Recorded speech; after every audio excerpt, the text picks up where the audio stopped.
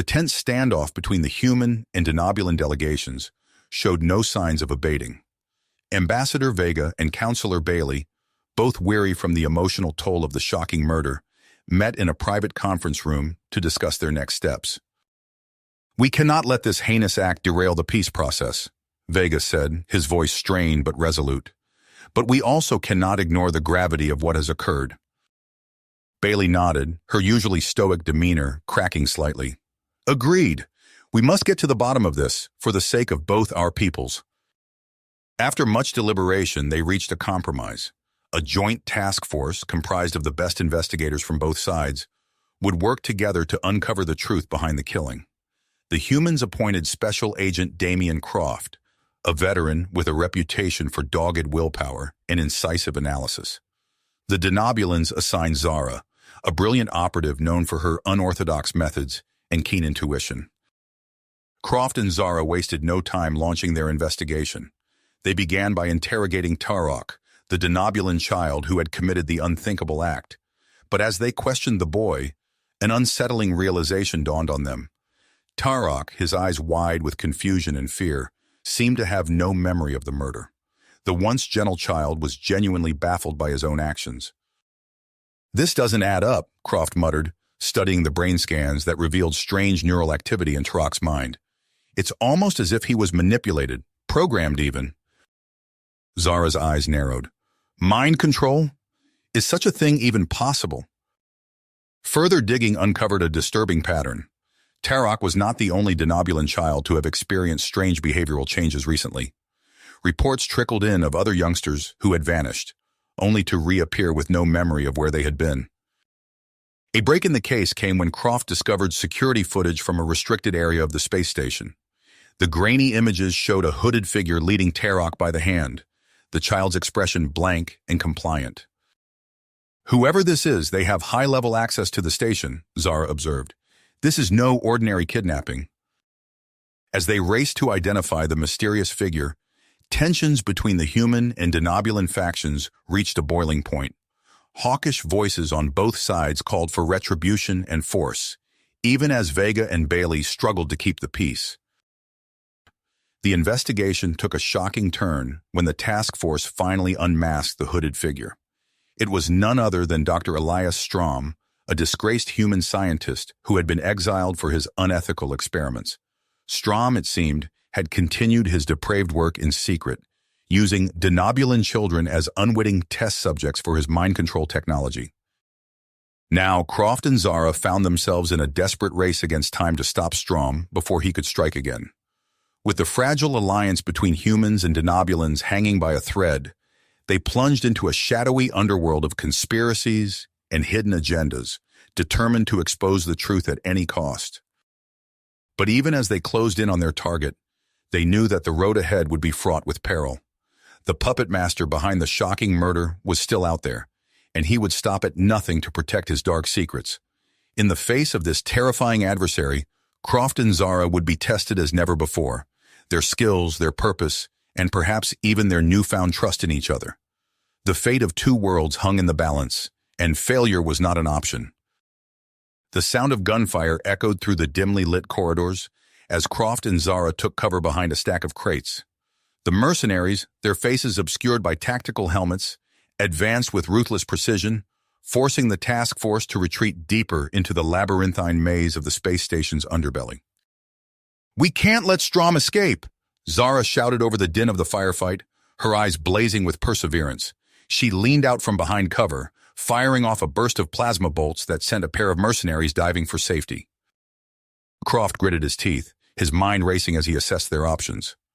"We need to find another way around," he said, his voice strained but steady. "If we can cut off their escape route, we might still have a chance." As they fought their way through the twisting passages, dodging enemy fire and returning shots of their own, Croft's thoughts turned to the shadowy organization behind the mercenaries.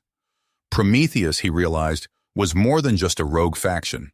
It was a cancer that had been growing within the heart of the Galactic Council for years, festering in the shadows and waiting for the right moment to strike. The implications were staggering. If Voss and his followers succeeded in their plans, the fragile peace that had held the galaxy together for so long would shatter like glass. War would consume everything, leaving only ashes and ruin in its wake. Croft and Zara emerged from the labyrinth, only to find themselves face to face with Gideon Kell himself. The mercenary leader stood tall and imposing, his eyes cold and merciless behind the visor of his helmet. "You're too late," Kell sneered, his voice distorted by the helmet's audio filters. "Strom is long gone and Prometheus will not be stopped. You're fighting a losing battle." Zara's eyes narrowed, her grip tightening on her weapon. "We'll see about that," she growled, launching herself at Kell with a fierce cry. The two clashed in a brutal hand-to-hand battle, trading blows and grappling for dominance. Croft, meanwhile, found himself surrounded by Kell's men, fighting for his life as he sought to break through their lines and aid his partner. In the end, it was Zara who emerged victorious, standing over Kell's unconscious form with a look of grim satisfaction on her face. But even as they caught their breath, the task force knew that their work was just getting started. The true scope of Prometheus's influence was only just beginning to reveal itself, and the road ahead would be fraught with danger and deception. But Croft and Zara were determined to see it through, at any expense. They had come too far to turn back now, and the destiny of the universe depended on their success. As they set off in pursuit of Strom and the truth behind Prometheus, Croft and Zara knew that they were entering uncharted territory. The rules had changed, and the stakes had never been higher. But they were ready to face whatever challenges lay ahead, united by their unwavering commitment to justice and their tenacity to protect the fragile peace that hung in the balance. The shadows lengthened as they ventured deeper into the unknown, the weight of their mission heavy on their shoulders. But even in the face of overwhelming odds, they refused to yield. They would fight, they would endure, and they would uncover the truth, no matter where it led them. For in the end, that was all that mattered. The truth and the hope that it would light the way to a brighter future for all. The acrid smell of ozone lingered in the air as Croft and Zara picked their way through the debris-strewn corridors of the abandoned research facility. The asteroid's low gravity lent an eerie quality to their movements, each step carefully measured to avoid drifting off course. "Over here!" Zara called, her voice tight with tension. She stood before a sealed door, its control panel flickering with weak power. Croft joined her, his hand instinctively moving to the weapon at his hip. With a series of deft manipulations, Zara bypassed the security protocols. The door slid open with a hiss, revealing a dimly lit laboratory filled with racks of equipment and data terminals. "Strom's work," Croft muttered, his eyes scanning the room. "But where is he?" They moved deeper into the facility, uncovering layer upon layer of disturbing evidence. Holographic displays flickered to life, revealing complex molecular structures and neural mapping data. In one corner, a collection of stasis pods stood silent sentinel, their occupants mercifully absent. Zara's breath caught as she examined a data terminal. "Croft, look at this. It's horrifying." The screen displayed a detailed analysis of a compound labeled psionic. As they read through the data, the full scope of Strom's experimentation became clear. The combination of advanced neurotechnology and the alien plant derivative had created a potent tool for mind control.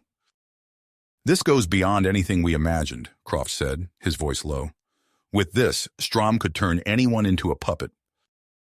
A noise from an adjoining room sent them both into high alert. Weapons drawn, they approached cautiously. Inside, they found a figure hunched over a console, frantically deleting files. "Freeze!" Croft shouted. The figure spun around, revealing the face of Kira, Zara's mentor. Shock and betrayal etched themselves across Zara's features. "Kira, what are you doing here?" Kira's expression hardened. "I'm sorry, Zara, but you don't understand the bigger picture." In a fluid motion, Kira produced a small device and aimed it at Zara. Croft's instincts kicked in, and he lunged forward, tackling Zara to the ground as a beam of energy crackled through the air where she had been standing. The ensuing struggle was brief but intense. Kira fought with the skill of a trained operative, but Croft's raw tenacity gave him the edge. He managed to disarm her, pinning her against the wall. "Talk," he growled. Kira's confession spilled out, each word a dagger to Zara's heart. The depth of Prometheus's infiltration, the manipulation of denobulan officials, the grand plan to sow chaos and seize control. It was all laid bare. As Croft secured Kira, Zara's comm unit crackled to life. Ambassador Vega's voice came through, strained and urgent. "Agent Zara, we need you back at the council station immediately. The situation is deteriorating rapidly. Military forces are mobilizing on both sides." Croft and Zara exchanged a grim look. They had uncovered the truth, but time was running out to prevent catastrophe. "We're on our way," Zara replied, her voice steely with grit. "And Ambassador, we have critical information. Prometheus is behind everything." As they raced back to their ship, Croft's mind whirled with the implications of what they had discovered. Strom's technology, Prometheus's secret army, Voss's endgame, it all pointed to an imminent crisis that could tear the galaxy apart. The asteroid field loomed before them as they plotted a course back to the council station. Somewhere in that treacherous maze of rocks and shadows lay Prometheus's headquarters, and the key to unraveling the entire conspiracy. Croft's hands tightened on the ship's controls. "We need a plan," he said, glancing at Zara. "A way to expose Voss and stop his agents before they can act." Zara nodded, her eyes fixed on the starfield ahead. "I have an idea, but it's going to be dangerous." As their ship accelerated towards the council station, the weight of their mission pressed down upon them. The fate of two civilizations hung in the balance, with Prometheus poised to plunge the galaxy into chaos. In the distance, the first flashes of weapons fire illuminated the void of space. Croft and Zara's ship streaked towards the council station, racing against time to prevent catastrophe. As they approached, the station's massive form loomed before them, its sleek curves belying the chaos unfolding within. Docking clamps engaged with a metallic clang, and they sprinted through the airlock. Ambassador Vega met them in the corridor, his face drawn with tension. "We've tracked Prometheus to an asteroid base in the Nix Belt. Our intel suggests Voss himself is there." Croft nodded grimly. "Then that's where we're headed." A joint human denobulan strike team assembled in the hangar bay. As they boarded the assault shuttles, Zara caught sight of Counselor Bailey speaking urgently with a group of denobulan officers. The counselor's eyes met hers, conveying a silent message of solidarity. The journey to the Nix Belt was tense, each moment stretching like an eternity. Croft ran through the mission parameters one last time, his voice steady despite the weight of their task. As they approached the asteroid, its craggy surface revealed a network of hidden structures and defense turrets. "So much for the element of surprise," Zara muttered, hands flying over the tactical display. The assault shuttles weaved through a hail of laser fire, dropping teams at strategic entry points. Croft and Zara led the charge into the base's main complex, their footsteps echoing through steel corridors. They fought their way deeper, encountering increasingly fierce resistance. Prometheus operatives fell before their advance, but the task force took casualties as well. The acrid smell of ozone and scorched metal filled the air. At last, they breached the central command center. Dominic Voss stood before a bank of holographic displays, a triumphant smirk playing across his features. "Welcome," he said, spreading his arms wide. "I've been expecting you." Before Croft could react, hidden panels slid open. Gideon Kell emerged with a squad of heavily armed mercenaries, their weapons trained on the task force. "You've played your parts to perfection," Voss continued, his voice dripping with condescension. "Every step of your investigation, every discovery you made, it was all according to my design." Zara's eyes blazed with fury. "You won't get away with this, Voss." He laughed, the sound chilling in its lack of warmth. "My dear, I already have. Even now, my agents are in place throughout both governments. With Dr. Strom's breakthrough, I can activate them at will. The war you fought so hard to prevent is about to begin." Croft tensed, searching for an opening, but Kell's men had them completely surrounded. Voss raised a small device, his finger hovering over a button. "And now, I'm afraid your usefulness has come to an end." A deafening explosion rocked the chamber. Through the smoke and debris, figures in combat armor poured in. Ambassador Vega himself led the charge, firing with pinpoint accuracy at Kell's mercenaries. chaos erupted. Croft and Zara seized the opportunity, diving for cover and joining the fray. The room became a maelstrom of weapons fire and hand-to-hand combat. Counselor Bailey appeared at Zara's side, covering her as she fought her way towards Voss. But the Prometheus leader was already retreating, protected by a phalanx of guards. "No!" Zara shouted as Voss reached a hidden exit. Just before the door sealed shut, he pressed the button on his device with a cruel smile. Alarms blared throughout the base. Vega's voice cut through the din. "We've got reports coming in. Coordinated attacks across multiple systems. It's started!" Croft helped secure the last of Kell's men, his mind racing. "We need to split up. I'll take a team after Strom. He's the key to shutting this down. Zara, can you stay here and coordinate the hunt for any remaining Prometheus agents?" Zara nodded, her expression grim but determined. "Go. I'll do what I can here." As Croft assembled his team, Vega and Bailey conferred quietly. The ambassador turned to address the group. "We're making an emergency address to the Galactic Council. It may be our last chance to prevent all-out war. The rest is up to you. Stop Strom, shut down his tech, and maybe, just maybe, we can pull back from the brink." Croft met Zara's eyes one last time before heading for the exit. The weight of their mission pressed down upon him, but he pushed it aside. There was no time for doubt. Only action would save them now. As he boarded a pursuit craft with his team, reports flooded in of ship-to-ship combat and planet-side rioting. The galaxy teetered on the edge of chaos, with Prometheus pushing it ever closer to the point of no return. As Croft's pursuit craft accelerated away from the asteroid base, urgent reports flooded the comms. Attacks were erupting across multiple systems, engulfing both human and denobulan worlds in chaos. "We've got a fix on Strom," Lieutenant Reeves announced, her eyes fixed on the tactical display. "Remote Ice Moon, Sector 9, looks like an abandoned research outpost." Croft nodded grimly. "That's our target. Maximum burn."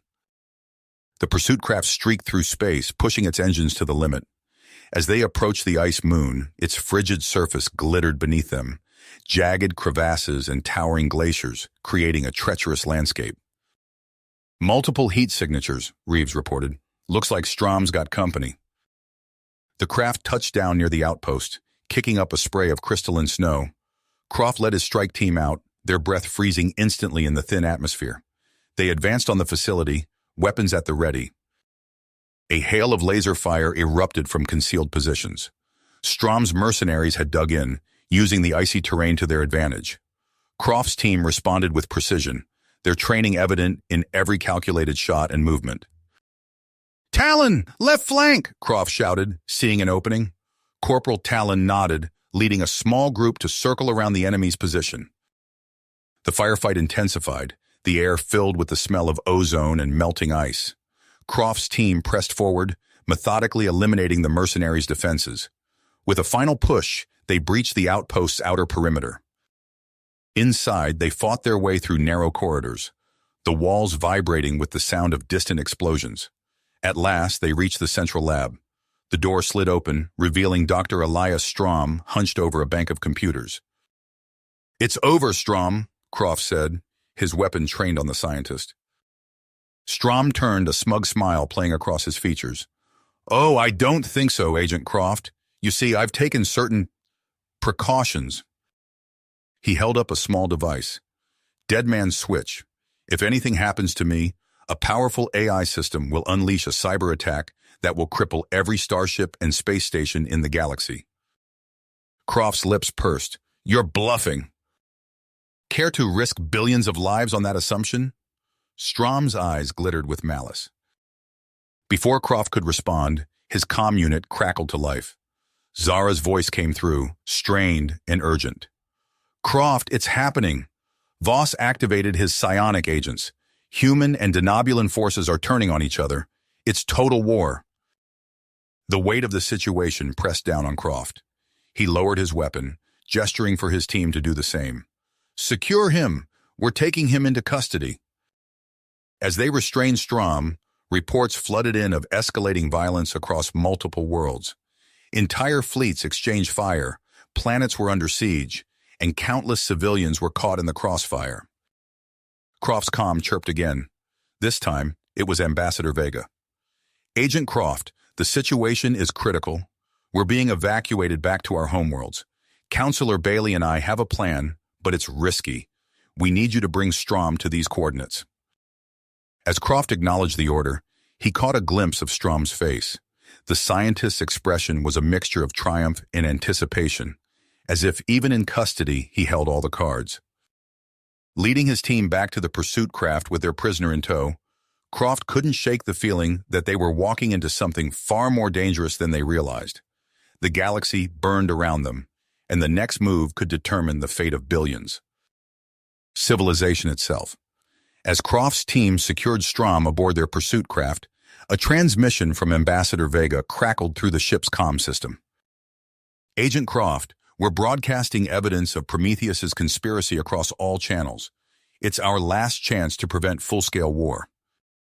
The view screens flickered to life, showing Vega's stern face as he addressed both human and denobulan forces.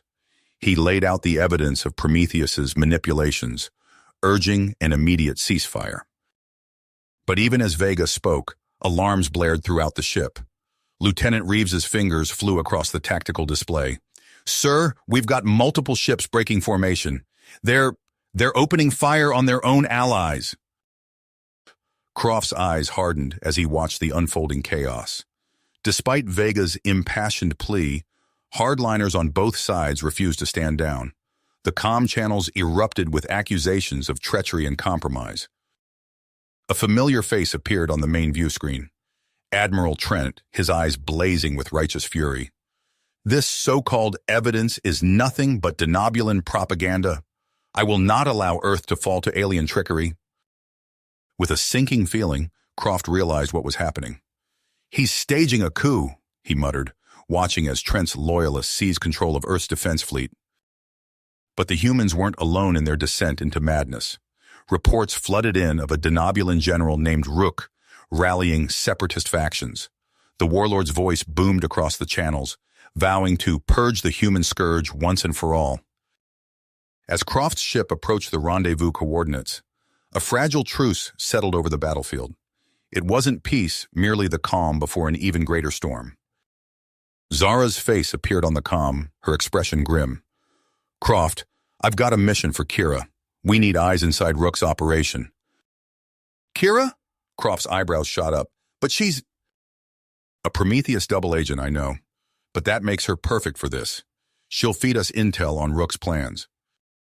As they docked with the station, Croft's mind raced.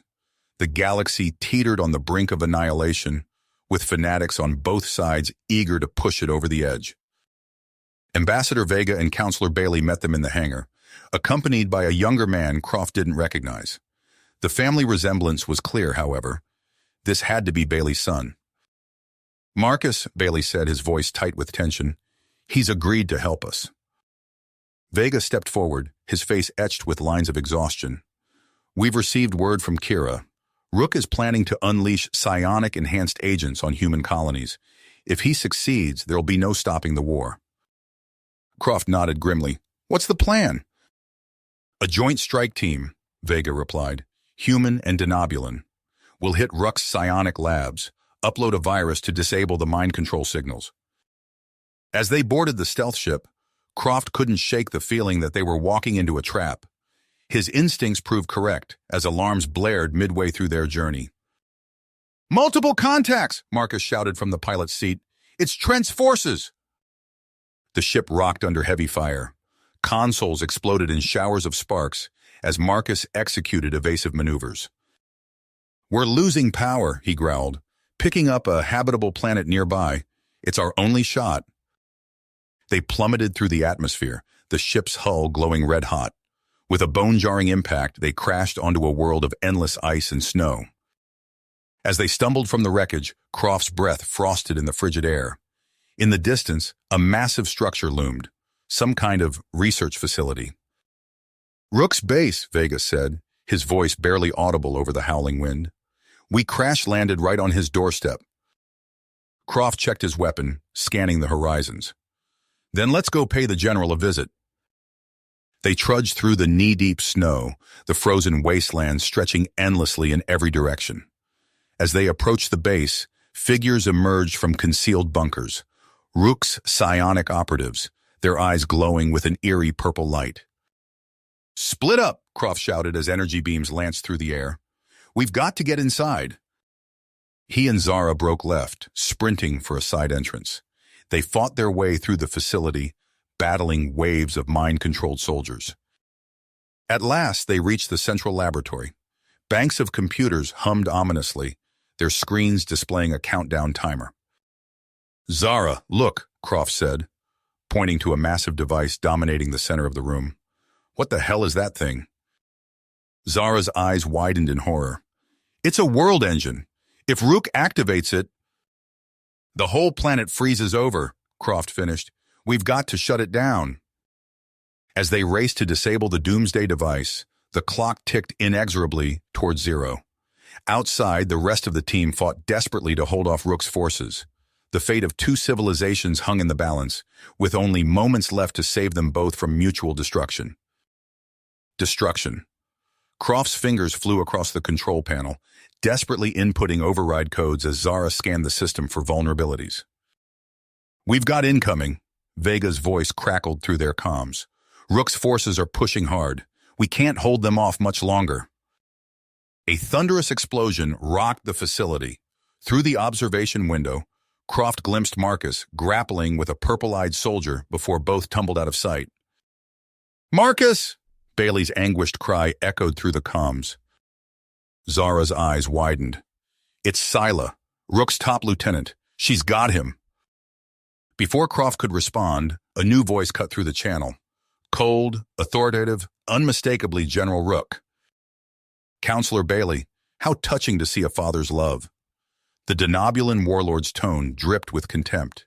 "Surrender yourself, allow my psionic deployment, and your son lives. Refuse, and I'll execute him myself." Bailey's ragged breathing filled the comlink. Croft could almost see the man's face, torn between duty and family.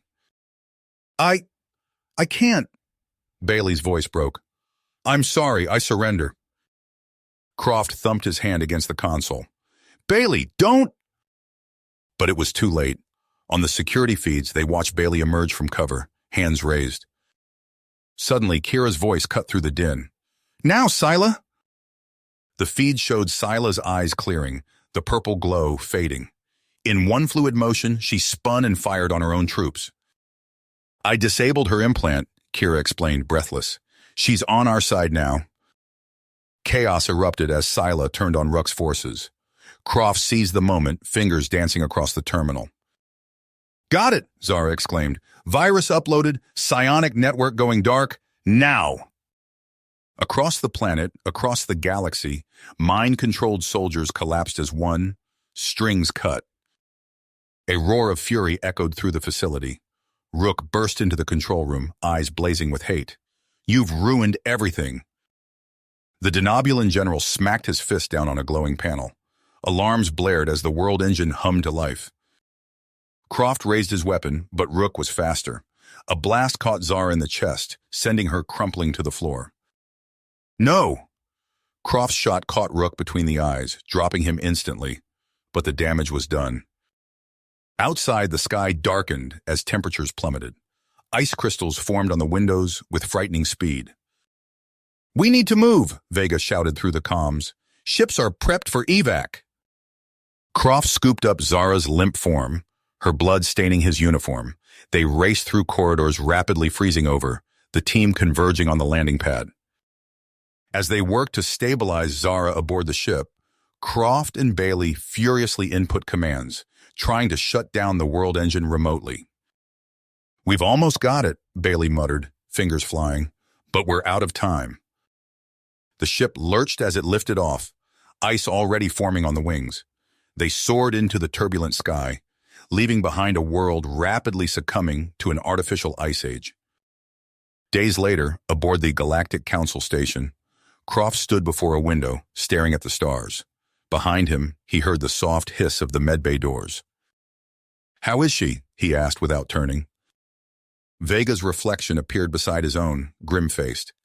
She's gone. We did everything we could. Croft's face hardened, grief threatening to overwhelm him. But there was no time to mourn. Not yet. What's the situation? Vega sighed heavily. The ceasefire is holding. Barely. But Trent and his hardliners are still out there, plotting who knows what. Croft nodded, his reflection's eyes hardening with willpower. Then we've got work to do. Croft's eyes hardened as he turned from the window, pushing aside his grief. We need to neutralize Trent before he can reignite this conflict. What's our intel? Vega pulled up a holographic display, revealing a swirling mass of gases and debris. Kira's contacts in Prometheus pinpointed Trent's fleet in the Kronos Nebula. He's amassed a significant separatist force. Then we hit him hard and fast, Croft said, studying the tactical overlay. A joint human-denobulan strike team. We can't afford to let this fester. Days later, Croft stood on the bridge of the assault cruiser Thanatos, watching as a mixed fleet of human and denobulan ships dropped out of FTL on the nebula's edge. Beside him, Marcus Bailey fidgeted with his tactical display. Nervous? Croft asked. Marcus nodded, his teeth gritted. I need to make this right. After everything that happened with my father. Before Croft could respond, alarms blared. Cloaked fighters swarmed from the nebula's swirling depths, energy beams lancing through space. Evasive maneuvers! Croft shouted as the ship rocked under heavy fire. Consoles exploded in showers of sparks as the Thanatos plunged into the maelstrom. Through the view screen, Croft watched Allied ships disintegrate under the ambush. His hands clenched the command rail as the Thanatos shuddered, engines failing. We're losing altitude, the helmsman reported, fighting the controls. Picking up a rogue moon in the cyclone. It's our only shot. They plummeted through swirling storm fronts, the ship's hull screaming under the strain. With a bone-jarring impact, they crash-landed on a desolate, storm-racked surface. As Croft led the survivors from the wreckage, he saw figures emerging from the swirling dust, Trent's ground forces, weapons raised. Move! Croft shouted, diving for cover as energy blasts scarred the rocky ground. His team scattered, returning fire as they retreated into a maze of wind-carved stone formations.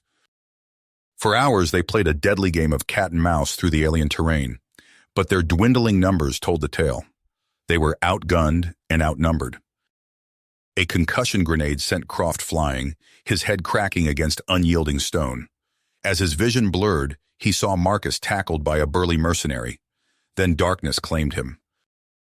Croft awoke to find himself bound, kneeling in some kind of makeshift command center. Around him, his captured team struggled against their restraints. A familiar figure strode into view, his admiral's uniform pristine despite the harsh environment. Trent, Croft spat. The admiral's lips curled in a sneer. I expected better from Earth's finest, but no matter, you're just in time to witness humanity's ascension. Trent gestured to a bank of computers, screens filled with cascading data. A virus, Agent Croft, one that will permanently disable every denobulan ship and defense system. We'll be unchallenged, free to claim our rightful place among the stars. Marcus lunged forward, only to be brutally struck down by a towering mercenary. Trent chuckled darkly. Such spirit. A pity it's wasted on alien sympathizers. A commotion outside drew their attention. Gunfire erupted, followed by shouts of alarm. The command center's doors burst open, revealing a familiar face. Counselor Bailey, flanked by a strike team. Ambassador Vega brought up the rear, his usually pristine suit stained with lunar dust. Bailey? Trent's eyes widened in shock. How? The counselor's gaze was steel. It's over, old friend. Stand down. What followed was chaos. Marcus seized the moment, breaking free and tackling his guard. Croft and the others joined the fray as Bailey's team engaged Trent's forces. Through the melee, Croft caught glimpses of Bailey and Trent, locked in vicious hand-to-hand combat. The two men, once teacher and student, now bitter enemies, traded blows with deadly intent. Finally, Bailey gained the upper hand, his fist connecting with a sickening crunch. Trent stumbled, blood streaming from his nose. Bailey stood over him, chest heaving, fist raised for a killing blow. But he hesitated. Is this what we've come to? Bailey's voice was raw with emotion. Killing each other over lines on a star chart? There has to be a better way, Adam, for both our peoples. Trent's eyes, so full of hatred moments ago, now showed a flicker of doubt. He glanced at the virus terminal, then back to Bailey. You're right, Trent said softly. He tapped a code into his wrist computer. It's done. The virus is neutralized. A sharp crack split the air. Trent's eyes widened in shock, a red stain blossoming on his chest. Behind him stood the mercenary commander, his weapon still smoking. No! Bailey caught Trent as he fell. The rogue admiral coughed, blood speckling his lips. His eyes found Marcus. I'm sorry, he whispered. For everything. Then he was gone. Days later, Croft stood at attention in a packed auditorium as Bailey's casket was lowered into the ground. Ambassador Vega delivered a stirring eulogy, speaking of sacrifice and the hope for lasting peace. But as Croft's gaze swept over the crowd, he saw the simmering anger in some eyes, the distrust in others. The immediate crisis was over, but the real work of healing had only just begun. 5 years passed in a haze of uneasy peace. Marcus Bailey stood before the memorial to his father, tracing the engraved letters with calloused fingers. The weight of loss still hung heavy, a constant reminder of the price paid for this fragile truce. A shadow fell across the polished stone. Marcus turned to find Croft, his mentor's face etched with new lines of worry. We have a situation, Croft said without preamble. It's Kira. Marcus's blood ran cold. What's she done? In a secure briefing room, Ambassador Vega's hologram flickered to life. His usual diplomacy was gone, replaced by grim urgency. 3 human colony worlds have gone dark, Vega reported. We're detecting massive biological contamination. It's a nightmare, Marcus. Footage played across the screens. Streets littered with writhing bodies, their skin erupting in grotesque lesions. Hospitals overflowing, the air thick with the sounds of agony. A denobulin bioweapon, Croft explained, engineered to target human DNA, and Kira's the one who released it. Marcus clenched his fists. How? Why? Vengeance, Vega said softly, for all her people suffered, and she's not alone. Another image appeared, a face Marcus hadn't seen in years. Older now, scarred, but unmistakable. Terok, Marcus whispered. Croft nodded. The boy whose actions sparked the war, now Kira's disciple. We've traced them to Nexus Prime, Vega continued. A toxic wasteland, home to a denobulin cult that believes in purifying the galaxy. Marcus's eyes hardened. When do we leave? The assault shuttle bucked and shuddered as it plunged through Nexus Prime's corrosive atmosphere. Marcus gripped the harness, his team grim-faced around him. They touched down hard on cracked radioactive soil. As the ramp lowered, acrid air assaulted their senses even through sealed helmets. Move fast, Croft ordered. We don't know how long our shielding will hold in this environment. They advanced through a landscape of twisted metal and shattered stone. In the distance loomed a massive structure, the cult's fortress. Alarms blared. The ground erupted as monstrous forms burst from concealed tunnels. Hulking abominations, more metal than flesh, lumbered towards them on misshapen limbs. Contact! Marcus shouted, opening fire. Energy beams lanced out, barely slowing the creatures. One of Marcus's team, Reeves, screamed as a beast's talons shredded through his armor. Wave after wave of horrors crashed against their lines. Marcus watched in horror as his comrades fell, torn apart by nightmarish creations. We have to push through, Croft yelled over the din. The lab's our only shot at synthesizing an antidote. They fought their way into the fortress, a trail of bodies, human and monster alike, in their wake. At last, they reached the central chamber. Kira stood before a bank of thrumming machines, Terok at her side. The boy's eyes were vacant, his body enhanced with crude cybernetics. You're too late, Kira snarled. The purification has begun. Marcus raised his weapon, but Terok was faster. A blast caught Croft in the chest, sending him crumpling to the floor. No, Marcus cried out, diving to his mentor's side. Croft coughed, blood staining his lips. His eyes locked onto Marcus's, filled with pain and urgency. "You have to stop them," Croft wheezed. "Whatever it takes. Save our people, Marcus. Save humanity." As Croft's eyes glazed over, Marcus stood. He faced Kira and Tarok, the weight of billions of lives hanging in the balance. His finger tightened on the trigger as an impossible choice loomed before him. You have reached the end of the story. If you enjoyed this story and want to support us, please leave a like and subscribe to our channel. And for every comment that says 88, I will heart every single one of them. Thank you for your time.